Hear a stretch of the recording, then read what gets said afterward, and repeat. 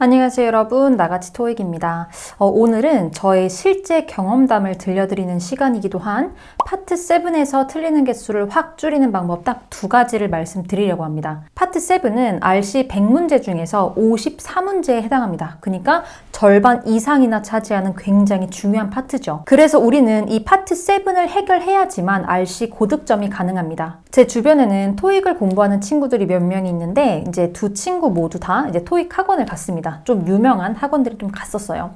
근데 이제 저 같은 경우는 토익을 독학으로 공부했었기 때문에 학원 시스템이 어떻게 돌아가는지를 몰랐어요. 그러다가 이제 한 친구가 저한테 지금 토익을 조금씩 배우고 있거든요. 그래서 그 친구가 받은 자료나 이런 것들을 쭉 훑어봤는데 문제풀이 스킬이 굉장히 다양하더라고요. 그래서 이 친구가 파트 7을 어떻게 접근하는지를 제가 한번 쭉 봤더니 지문을 굉장히 좀 대충 읽고 되게 띄엄띄엄 읽더라고요. 제가 그 기준이 뭔지는 잘 모르겠어요. 그래서 그렇게 이제 접근하는 그 친구를 보면서 조금 안타까운 마음이 들었어요. 여러분, 토익은요, 제가 항상 말씀드리잖아요. 해석 시험이에요. 정확한 해석을 하지 않고는 절대로 고득점을 맞을 수가 없는 시험입니다. 학원에서 알려주시는 그런 유용한 그런 스킬 같은 것들은요, 여러분께서 정확하게 해석이 가능한 상태일 때 효과가 있는 거예요. 그리고 이런 말이 조금은 조심스러울 수도 있지만 너무 스킬에만 의존하면요, 그 스킬 때문에 문제 접근 자체가 굉장히 어려워집니다. 어렵고 굉장히 복잡해질 수가 있어요. 저는 파트 7에 있어서 스킬이라고 하는 거는 딱 하나로 말해요. 질문을 먼저 읽어서 키워드를 뽑고 지문에 들어가는 거, 저는 딱 이거를 말합니다. 그리고 본인이 질문을 하나만 읽고 들어갈지 아니면 2개 혹은 3개까지 묶어서 읽고 들어갈지는요, 본인의 단기 기억에 따라 달려 있어요. 그래서 이거는 사람마다 다르기 때문에 무조건 하나만 보고 들어가세요, 2개만 보고 들어가세요 라고 제가 딱 정해 드릴 수는 없습니다. 그럼 본인께서 문제풀이를 하시면서 이제 정하셔서 이제 들어가시면 되는 거고, 그래서 제가 말하는 스킬이라는 건요, 질문에서 키워드를 먼저 뽑고 지문에 들어가는 것, 이게 끝입니다. 여러분께서 이제 하셔야 되는 건 뭐냐면요, 완전히 그 지문 이야기에 푹 빠지셔야 돼요. 내가 그 지문, 예를 들어서 내가 이메일이다, 기사다, 광고글이다 라면은 그거를 내가 직접 지금 보고 있는 사람, 받는 사람이라고 생각하면서 단순 해석을 넘어서 그 이야기에 완전히 빠져드셔야 되는 거예요. 이런 어려움을 저한테 말씀하시는 분도 있어요. 읽었거든요? 근데 내용이 기억이 안 나요. 그거는 너무 문장 구조에만 집착하셔가지고 그 문장 해석에만 너무 포인트를 맞추신 거예요. 그러니까 이야기를 읽는 게 아니라, 이야기를 내가 이 이야기에 빠져든 게 아니라 그냥 문장만 해석하고 있는 거예요. 제가 쉬운 예로 들면은 우리도 책을 읽잖아요. 한국어로 된 책을 읽을 때 해석은 다 됩니다. 그냥 다 읽혀지잖아요. 근데 내가 이 이야기에 집중하고 있지 않으면요, 읽고 나서 다시 어떻게 돼요? 또 읽어야 돼요. 그러니까 내가 지금 읽은 이 내용을 기억을 못 하는 거죠. 그러니까 멍을 때리고 있거나 잘못된 포인트에 집중하고 너무 전략적인 거에만 집중해서 이 이야기 자체를 벗어나서 접근하게 되는 거예요. 그래서 여러분께서는 해석 플러스 의미 파악까지 해주셔야 되는데, 제가 말하는 이 의미 파악이라는 거는 이 내용을, 내가 지금 읽고 있는 이 내용을, 이 문제, 예를 들어서 5문제가 있다면 이 5문제를 다 풀 때까지는 머릿속에 쫙 가지고 계셔야 된다는 뜻이에요. 그래서 딱 너 방금 무슨 얘기했어? 라고 했을 때 바로 대답하실 수 있을 때까지 그렇게 연습을 해주셔야 돼요. 하지만 이렇게 이야기에 푹 빠져서 의미 파악을 하는 게 어려운 이유가 뭐냐면요, 정말 단순합니다. 나는 단어 암기가 부족한 거예요. 그리고 정확하게 해석할 수 없는 거예요. 이 두 가지가 기본 베이스가 돼야지만 의미 파악까지 넘어가는데, 나 단어 모르는 게 너무 많아. 해석? 문장 구조에만 너무 막 문법적인 내용에만 집착하니까 해석 자체로 안 이어지는 겁니다. 이 두 가지가 빠지면 의미 파악, 이 이야기에 푹 빠지는 것 자체가 불가능하다는 뜻이에요. 그래서도 빠르게 대충 읽는 습관이 생겼을 수도 있습니다. 이제 저 같은 경우는 아까도 말씀드렸듯이 학원을 다니지 않았어요. 그래서 가장 먼저 공부를 시작하기 전에 고득점자 그리고 만점자들이 어떤 식으로 공부를 하는지를 이제 다 찾아봤는데, 제가 말했죠, 저번에 영단어 암기 영상을 준비한 이유가 영어 단어 암기를 정말 중요하게 생각을 했고요. 그 다음에 리뷰를 정말 중요하게 생각했습니다. 리뷰라 함은 틀린 문제를 딱 하고 답이 이거네 찍고 넘어가는 게 아니라 내가 푼 문제를 다 전부 그 문장들을 다 직독직계로 해석하는 거예요. 그러니까 정확하게 해석하고 넘어가고 정답의 근거가 여기 있구나 파악하는, 약간 그런 걸 말하는 건데, 그분들 중에서는 문제풀이 스킬이 굉장히 중요합니다 라고 하시는 분들은 없었습니다. 아까 제가 말씀드렸듯이 질문을 먼저 읽고 들어가면 더 효율적으로 찾을 수 있어요. 딱 이 정도였어요. 그래서 저 또한 문제풀이 스킬을 막 찾으려고 이 영상 저 영상 보기보다는 그래, 내 해석 실력을 높이자, 단어 암기를 정말 열심히 하고 그 다음에 정확하게 해석하는 연습을 하자라고 해서 평소에 해석 연습에 엄청 올인을 했습니다. 그러니까 내가 푼 문제에 대한 파트 7, 파트 6, 파트 5 할 거 없이 모든 문장을 직독직해로 하나하나 해석하면서 모르는 단어 뽑고 그리고 해석이 잘 안 되는 거 잘 분석해가지고 다시 내 걸로 만들고 이런 식으로 해석 실력 그리고 이야기에 좀 집중하는 능력, 이야기에 좀 집중하는 그런 습관을 점점 길러가는 데 이제 집중을 한 거죠. 그래서 시험 때 당연히 저도 마음이 조급하죠. 왜냐면 주어진 시간 안에 모든 문제를 풀어야 하니까. 하지만 시험 때 그런 마음이 들면서도요. 저는 해석 실력 그리고 이야기에 푹 빠지는 연습을 충분히 했기 때문에 정확도가 떨어지진 않았습니다. 그러니까 내가 조금 빨리 읽을 거예요. 평소 리뷰하는 속도보다는 좀 빨리 읽겠지만 정확도 면에서는 차이가 없었습니다. 왜? 나는 그 연습을 평소에 해놨으니까. 하지만 평소에 본인이 문제풀이 스킬에만 집중하고 해석 연습에 집중하지 않았다면 당연히 조급해지고 그럼 정확도도 떨어질 거예요. 그래서 여러분 제가 딱 처음에 말씀드리고 싶은 거는 뭐냐면요. 여러분께서 파트 7을 접하실 때는요. 그냥 이 이야기에 완전히 푹 빠져서 정확하게 해석해 나가야지만 고득점이 가능한 시험이다. 이것만 좀 기억해 주세요. 그러니까 전략적인 스킬이라는 거 충분히 사용하셔도 되지만요. 제가 봤을 때는 그걸 사용하는 것보다 모든 문장을 정확하게 해석하면서 좀 빠르게 읽는 거죠. 빠르게 읽으면서 내용 파악을 하면 이제 질문에 대한 정답의 근거가 잘 보이실 거예요. 너무 문제풀이 스킬에만 이제 좀 의존을 하게 되면은 그 문제풀이 스킬이 적용이 안 되는 케이스도 있습니다. 하지만 정확하게 해석을 하면요. 뭐 적용이 되고 말고 할 게 없어요. 그냥 풀립니다. 그러니까 여러분께서 파트 7은 무조건 지문을 제대로 해석해야 되는 그런 파트구나. 정확하게 해석해야지만 풀 수 있는 파트라는 거를 꼭 기억하시면 좋을 것 같습니다. 제가 지금부터 할 얘기가요. 오늘 영상의 핵심이라고도 할 수 있습니다. 제 경험담이에요. 제가 아까도 말씀드렸듯이 저는 기출 단어 하루에 200개 정도씩 항상 외웠고 그 다음에 지문 해석 연습에 엄청 올인을 했습니다. 제가 저번에 말씀드렸잖아요. 일주일에 한 번만 문제풀이 하고 나서 나머지 4일을 저는 주말에는 그냥 보충하는 날로 잡아놓고 5일만 했었는데 하루는 문제풀이 날로 하고 나머지 4일은 리뷰하는 거였어요. 뭘 리뷰하냐?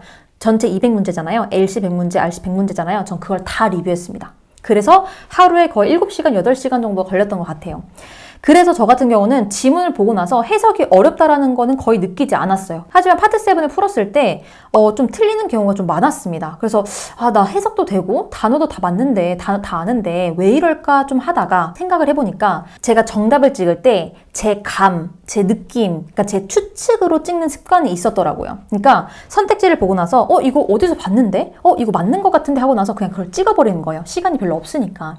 그래서 운이 좋으면 맞고 대부분은 다 틀렸습니다. 그래서 이거를 어떻게 해결해야 할까 계속 생각하다가 내린 결론이 뭐냐면 이거 맞는 것 같은데? 이거 어디서 본 것 같은데? 라는 내 느낌과 감으로 딱 정답을 딱 찍으려고 할 때 올스탑 하는 겁니다. 그 순간 제 머릿속 생각을요 그냥 다 전부 멈춰버리는 거예요. 그리고 딱 이 한 단계를 추가합니다. 정답의 근거가 되는 문장을 지문에서 손가락으로 가리키기. 여러분 제가 토익 채널을 운영해 오면서요 가장 많이 받은 질문이 토익 공부법에 대한 질문이었습니다. 당연하죠. 제가 답글 남기는 거 보시면 다 동일하게 말씀드립니다. 딱 3가지를 강조했어요.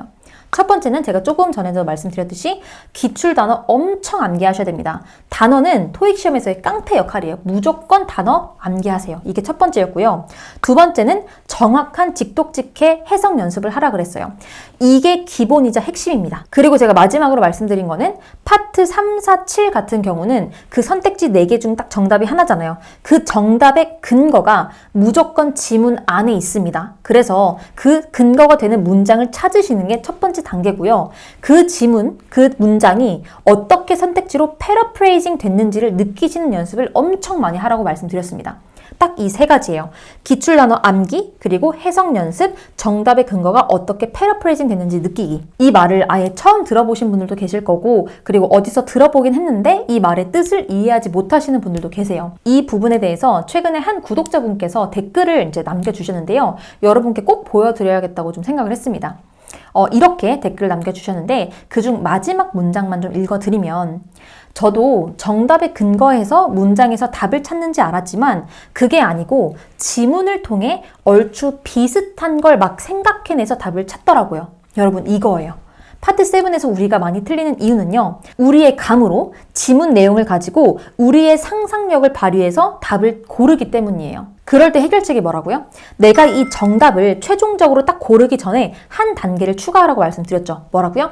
정답의 근거가 되는 그 딱 한 문장을 지문에서 손가락으로 딱 가리키는 거예요. 내가 이 선택지를 정답으로 고른 이유는 딱 이 문장 때문이야 라고 스스로 납득시키는 과정인 거죠. 이 단계가 무조건 필요합니다. 아, 내가 답을 고를 땐 내 상상력을 없애버리고 오로지 지문 내용에만 의존해서 답을 골라야 하는구나. 이거를 문제를 푸실 때 그리고 리뷰를 하실 때 스스로 느끼시는 과정이 필요해요. 이 연습을 꾸준히 하시잖아요. 무조건 틀리는 개수 확 줄어듭니다. 무조건이에요. 근데도 문제를 틀렸어요. 이러면 뭐예요? 여러분께서 정답의 근거가 되는 문장을 잘못 찾으신 거예요. 이때 중요한 게 뭐냐면 여러분, 문제풀이를 했습니다. 그리고 틀렸어요. 그러면 바로 답지를 보고 나서 아, 이게 정답이구나 이렇게 보시면 안 되고요. 첫 번째는 다시 한번 스스로 풀어보셔야 돼요. 오케이? 다시 한번 스스로 풀어보고 근데도 틀렸어. 이때는 또 어떻게 해야 되냐면 정답의 근거가 되는 문장을 보지 마시고요. 차라리 내가 B를 찍었는데 틀렸어요. 그리고 정답이 C였어요. 그럼 오케이, C만 확인하는 거예요. 이 선택지 C가 정답이구나.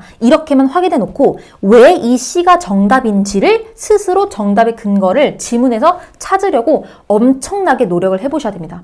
그걸 하시는 거랑 안 하시는 건 엄청난 차이가 있어요.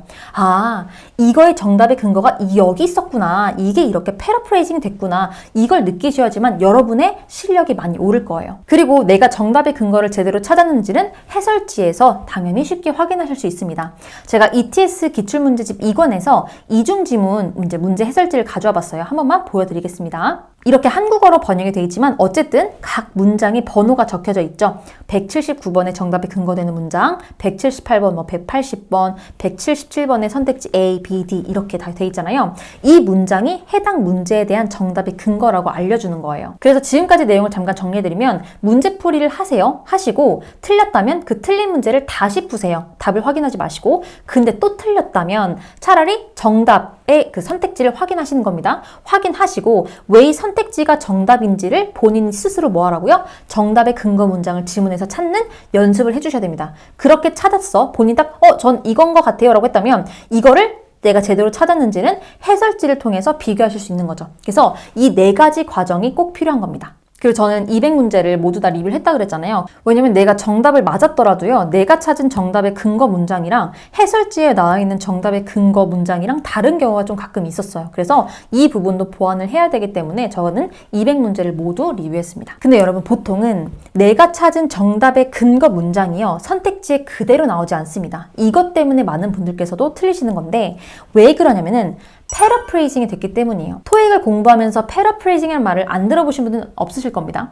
패러프레이징이 뭐냐면 같은 뜻을 다르게 표현하는 거예요. 봐봐요.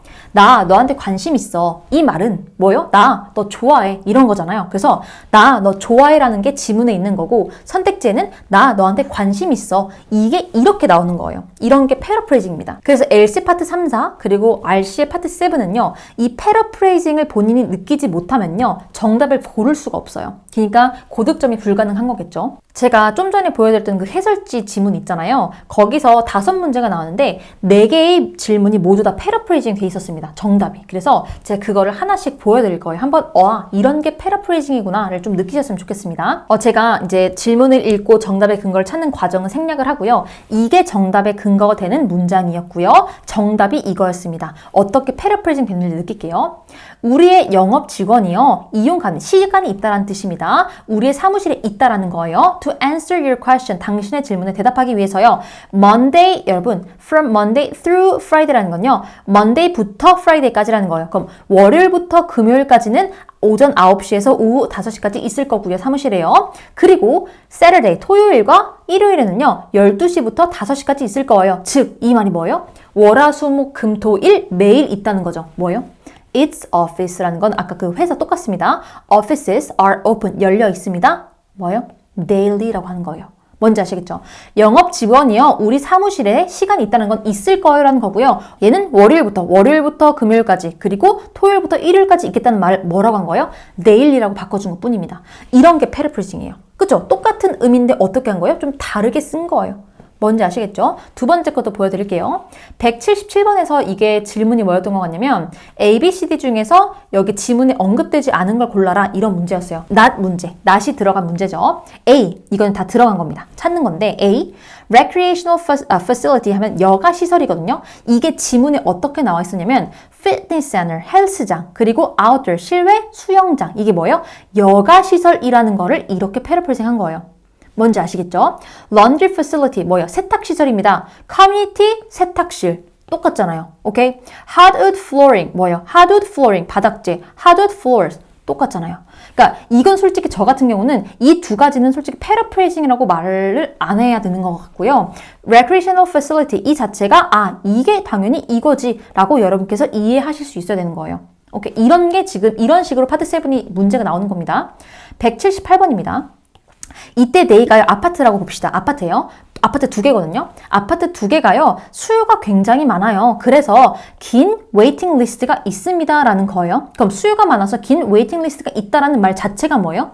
많은 사람들은요. 살고 싶어요. 그 아파트 안에 살고 싶다라는 겁니다. 이게 의미잖아요. 수요가 많아서 웨이팅 리스트가 많습니다. 엄청 길어요. 웨이팅이 길어요. 그 말은 많은 사람들이 거기에 살고 싶어해요. 이 말이잖아요. 그쵸? 이렇게 패러프레이징 되는 게 딱 제대로 된 패러프레이징이죠. 솔직히 hardwood flooring이 hardwood floors 되는 건 패러프레이징 아니에요. 그냥 그대로 나온 겁니다. 오케이? 하지만 이 말이 이 문장이 이 문장으로 패러프레이징 된 거 이게 좀 제대로 된 패러프레이징이라고 볼 수 있고요. 마지막 질문입니다. 마지막 문제의 정답의 근거가요. GVC가 어떤 건물이라고 볼게요. 이 건물이 건설이 됩니다. 라는 게 앞에 문장이었고요. WPI라는 여기는요. will bear가 부담하다라는 뜻이 있어요. 어떤 비용을 부담하다. 그래서 60%, 그 비용의 60%를 여기가 부담할 거고요.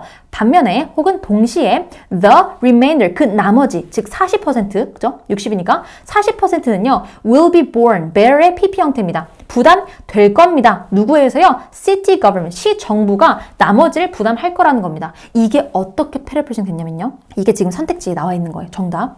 it라는 건 GVC였습니다. 이 GVC의 건설 비용은요. 괜찮죠? 건설 비용은 will partly paid라는 건요. 부분적으로 paid for 뭐예요? 지불될 것이다 라는 거예요. 누구에 의해서? 정부에 의해서. 얘는 지금 뭐라 그랬어요? 얘 건설되고요. 여기가요. 이 비용의 건설 비용의 60%를 부담할 거고요. 누가? 시정부가 40%를 부담한다 그랬죠. 이 말이 뭐예요? partly로 된 겁니다. 뭔지 아시겠어요? 나머지 40%니까 부분적으로 얘가 지불을 한 거잖아요. 그래서 패러프레이징 어떻게 됐냐면 the remainder 이 말이 자체가 partly예요. 60%가 나왔고 얘는 40%니까 부분적으로요. paid for 이 말이 이렇게 된 거고요. city government 그냥 그대로 온 거고요. 건설됩니다. 이 말이 그냥 이게 온 거예요. 그래서 60% 비용. 이게 패러프레이징이에요.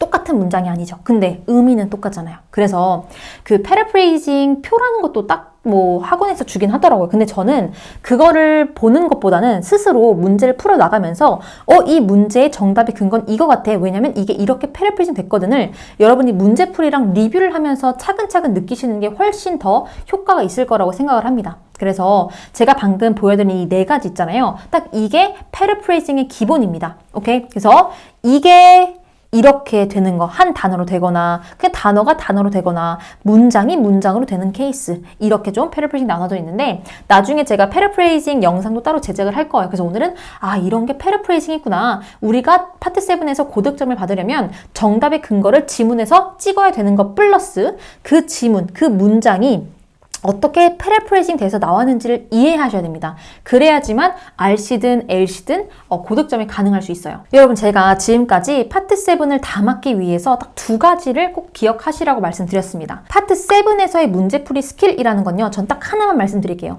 질문을 먼저 보세요. 질문을 먼저 보셔서 키워드를 뽑으세요. 그게 끝이에요. 그리고 나서 지문으로 가셔서 이제 뭐 해야 돼요? 온전히 이 이야기에 빠져야 돼요. 단순하게 한 문장 한 문장 해석하는 게 아니라 이 이야기에 완전히 빠져드셔서 이 문장들을 다 읽고 나서 그러니까 본인의 호흡대로 읽으시면 돼요. 한 단락을 읽고 나서 질문으로 가셔도 되고요. 두 단락까지 오케이 나 기억할 수 있으면 두 단락까지 읽고 넘어가시면 돼요. 어쨌든 딱 다 읽고 났을 때 여러분이 질문한 거예요. 방금 이야기 뭐였어? 라고 했을 때 바로 대답하실 수 있어야 됩니다. 겁니다. 그래서 여러분께서는 단순 해석 플러스 의미 파악까지 하시면서 모든 문장을 정확하게 직독직해 하는 연습을 무조건 해주셔야 됩니다. 그래야지만 RC 고득점이 가능하고요.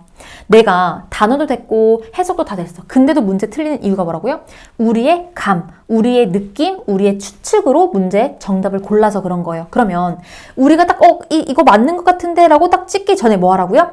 그래, 내가 이 정답의 근거를 지문에서 손가락으로 한번 가리켜보자 라고 해서 그 정답의 근거가 되는 문장에 가셔서 딱 가리키고 나서 이 정답의 근거가 되는 문장이 이렇게 패러프레이징 됐구나 라고 이해하시는 과정이 무조건 필요하다는 겁니다. 뭔지 아시겠죠? 그래서 저는 실제로 토익을 공부하면서 문제풀이 스킬에 대해서는 거의 이제 배운 거는 뭐 파트 3, 4에서 스키밍을 먼저 하세요. 파트 7에서 질문에 있는 키워드를 먼저 뽑으세요. 이 정도였지 그 이외로는 제가 적용한 게 거의 없고요.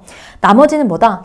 단어 암기, 해석, 그리고 정답의 근거 지문에서 찾고 그 정답의 근거가 선택지에 어떻게 패러프레이징 되어서 나왔는지 이 세 가지를 파악하고 느끼는데 엄청나게 노력을 했어요. 집중을 했고요. 그래서 오늘 제가 말씀드렸던 이 두 가지 내용이 솔직히 RC 파트 7을 위해서 필요한 전부라고 생각을 합니다. 그래서 여러분께서 오늘 제가 열심히 알려드렸으니까 꼭 실천으로 옮겨주세요. 왜냐면 제가 좀 아쉬운 부분이 뭐였냐면 영상만 보시고 실천을 안 하셔서 이걸 못 느끼시는 분들이 굉장히 많아요. 그래서 굉장히 좀 아쉽고 좀 그랬었는데 꼭 오늘 영상 내용을 그대로 본인의 RC 파트 7 공부에 실천으로 좀 적용을 해주셔가지고요. 한번 이런 걸 말했던 거구나. 나같이 토익이 이런 걸 느껴보라고 했던 거구나 라고 꼭 느껴보시고 꼭 직접 체험을 좀 해보시고요. 저한테 나중에 후기를 좀 남겨주시면 좋을 것 같습니다. 그럼 오늘 영상은 이렇게 마무리하고요. 항상 응원해 주시고 열심히 공부하고 계시는 우리 구독자님들 위해서요. 저도 열심히 준비하도록 하겠습니다. 고생 많으셨어요.